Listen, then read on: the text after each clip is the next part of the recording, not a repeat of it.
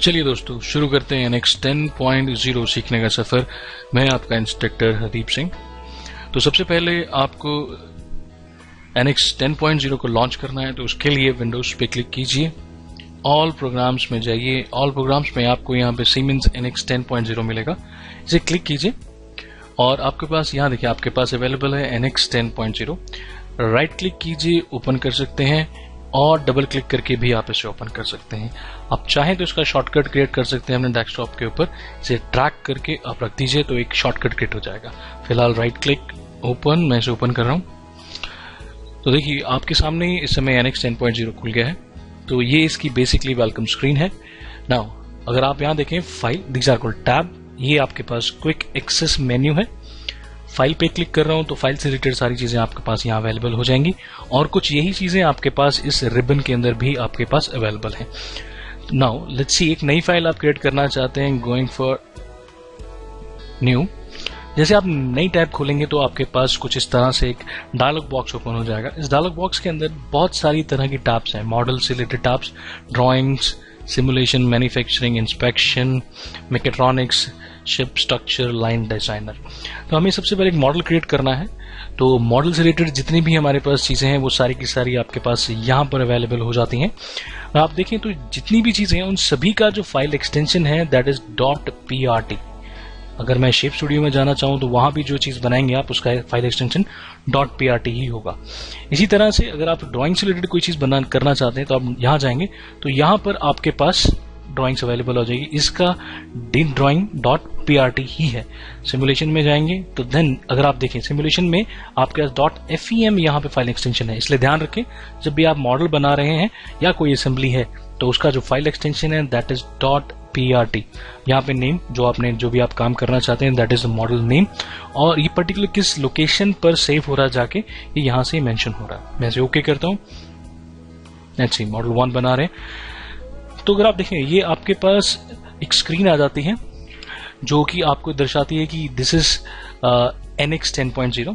Let's see कि किस चीज को हम क्या कहते हैं। ये जो बेसिकली आपके पास यहाँ पर है इन्हें हम कहते हैं मेन मेन्यूज। ये है क्विक एक्सेस मेन्यू, ये आपके पास रिसोर्स बार है, ये सिलेक्शन है और ये बेसिकली एक रिबन के अंडर आपके पास बहुत सारे टूल बार अवेलेबल हैं। ये सारे आइकॉन बेस्ड हैं। अगर आप देखें इसे क्लिक कीजिए तो आपके पास जितने भी टूल्स हैं वो सारे के सारे आपको एज इट इज विजुअलाइज हो जाएंगे। ये आपका डेटम कोऑर्डिनेट सिस्टम है। अगर आप देखें point of datum coordinate system आपको बता रहा है ये।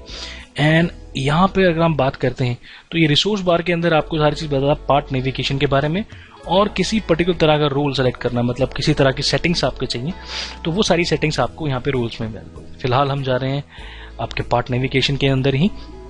नाउ जैसे मैं यहाँ पर अब आप देखिए स्केच से रिलेटेड सारी कमांड्स आपके पास यहाँ अवेलेबल है और पार्ट से रिलेटेड सारी कमांड्स आपके पास यहाँ अवेलेबल है।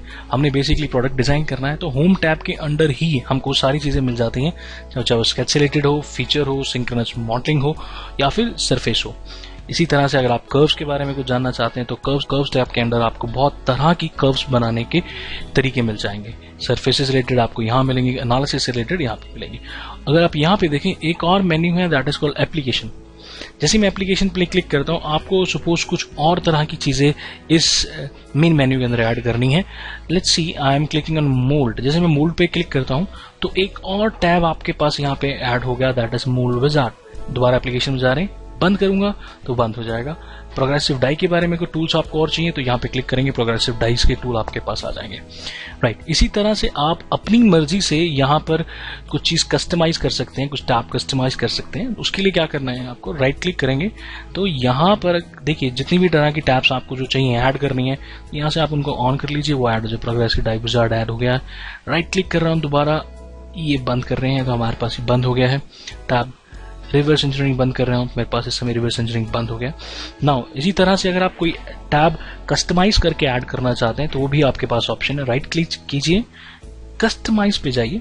कस्टमाइज में जाएंगे तो आपके पास बहुत सारी तरह की जिस चीज की सारी कमांड्स आपके पास यहाँ पे अवेलेबल होती हैं और इसी तरह टैब और बार्स भी आपके पास यहाँ पे अवेलेबल है। देखिए अगर मैं पर्टिकुलर किसी क्विक एक्सेस टैब को बंद करता हूँ तो वो पूरी तरह बंद हो गई है। टॉप बॉर्डर को बंद कर रहा हूँ तो आप देखिए टॉप बॉर्डर बंद हो गया है, बॉटम बॉर्डर यहाँ से बंद हो गया है। तो अगर कर्व्स का आपको टैब बंद करना है तो कर्व्स का टैब यहाँ से बंद हो गया है। आपको सरफेस का बंद करना है तो सी सरफेस का बंद हो गया। आप इन सारे टैब्स को वापस चाहते हैं तो जस्ट क्लिक दैट, अपने वापस क्लिक कीजिए, वो सारे की सारी चीजें वापस अपनी लोकेशन पे एज इट इज आ जाएंगी। नाउ अगर आप कोई अपनी मर्जी का टैब कस्टमाइज करना चाहते हैं तो आप यहां से add customise toolbar to ribbon, आपको यहां से एक नई टैब ऐड करनी है। Let's suppose I will give it a name of new tab. Okay, मुझे सपोज एक तरह की मॉडलिंग करनी है जिसमें एक स्पेशल तरह के टूल्स चाहिए मुझे, तो मेरी न्यू टैब यहाँ पे ऐड हो गई है। और कमांड्स में जाके आप जिस पर्टिकुलर चीज को इसमें डालना चाहें आप डाल सकते हैं just by drag and dropping. अब मुझे जो पर्टिकुलर चीज चाहिए, जैसे एरो रिग चाहिए, I am dragging it and you see आप इस टैब के अंदर बाय ड्रैगिंग थिंग्स आप यहाँ पे चीजों को ड्रैग कर सकते हैं। यहाँ पर आपको बाकी सारी कमांड्स मिल जाएंगे, जिस जो भी आप कमांड चाहते हैं just type it, search it, इसको ड्रैग कीजिए। आपके में जो जिस तरह का आप टैब चाहते हैं उस तरह का आप टैब भी कस्टमाइज कर सकते हैं। सो ये था इंटरफेस के बारे में, आपका NX 10.0 के बारे में। अगले ट्यूटोरियल्स में हम देखेंगे किस तरह से हम NX में मॉडलिंग करेंगे और स्केचेस क्रिएट करेंगे।